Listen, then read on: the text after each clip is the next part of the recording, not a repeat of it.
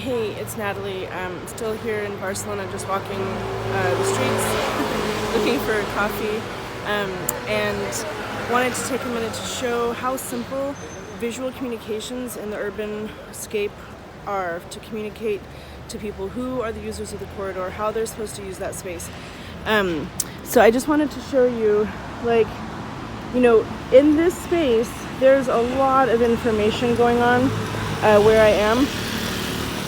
And a lot of it works to help manage traffic, manage the intermodal users of the space. We have pedestrians, motorbikes, scooters, mopeds, cars, vehicles, strollers, bikes, skateboarders, all these different users. And this space has to accommodate all of them and make sure that they're all moving, flowing safely, efficiently, and all of that.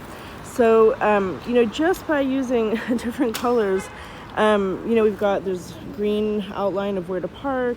You've got boundaries for where, those are borders there. For example, the recycle bins. You've got a painted strip, which I think is not just this. This isn't even a zebra crossing. It's just a dotted line, but just very clearly showing the different boundaries of the spaces. This is showing 30 kilometers per hour. And then as soon, you don't even, there are different ways to do traffic calming measures.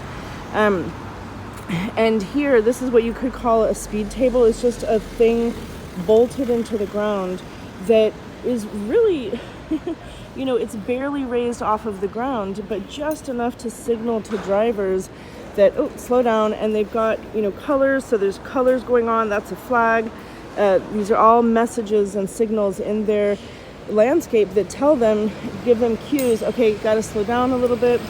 And then this, when we talk about fixed rail transit or fixed rapid transit or bus rapid transit, it does not always have to be a designated at grade or below grade rail line with an overhead catenary system.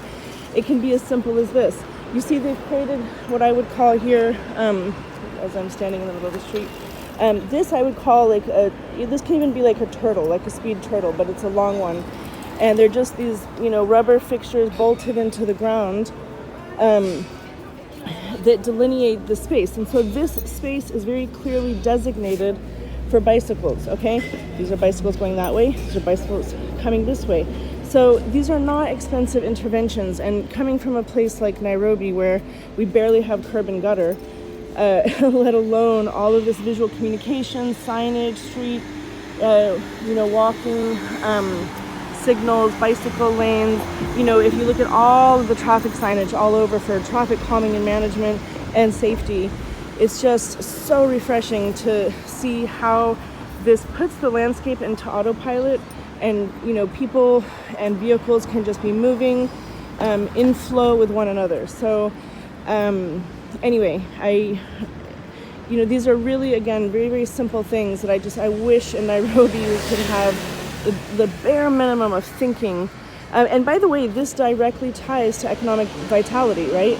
Because people feel safe here, they can walk here, they can be mobile here, and that means they're fraternizing retail and flowing, and you've got customers, market, access. So anyway, that's just my quick thought as I go and find some coffee. Thanks.